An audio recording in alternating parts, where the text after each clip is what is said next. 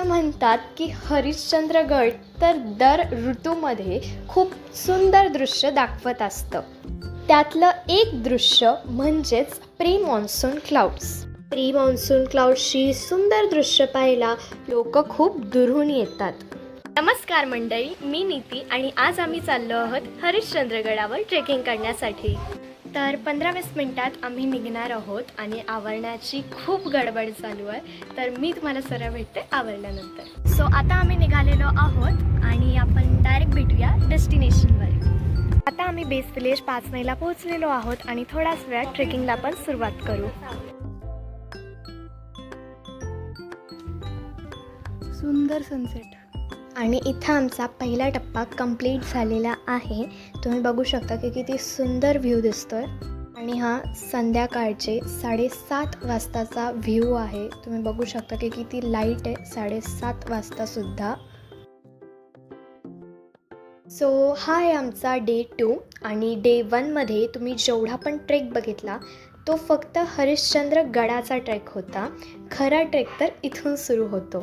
तर हे जे तुम्ही बघताय हा तारामती शिखरचा व्ह्यू आहे आणि जसं की मी तुम्हाला सांगितलं आहे प्री मान्सून क्लाउड्ससाठी खूप फेमस आहे आणि तुम्ही बघू शकता की किती सुंदर व्ह्यू दिसतो इथून.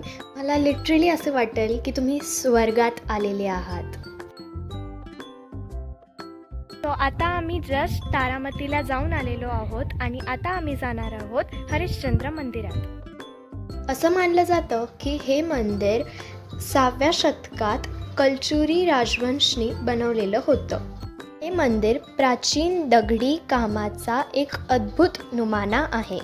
आपल्या पुराणांमध्ये सुद्धा या मंदिराचा उल्लेख केलेला आहे.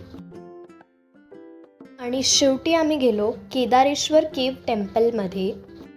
असं मानलं जातं की ह्या मंदिरातले जे 4 खांब आहेत हे 4 युगांना प्रतिनिधित्व करतात. ज्यातले 3 खांब तर पडलेले आहेत. ते सतयुग, त्रेतायुग आणि द्वारपा युगाला दर्शवत होते. आणि हा जो शेवटचा खांब जो दिसतोय तुम्हाला हा कलियुगाचा खांब आहे. अगर हा खांब तुटला तर पृथ्वीचा पण अंत होईल.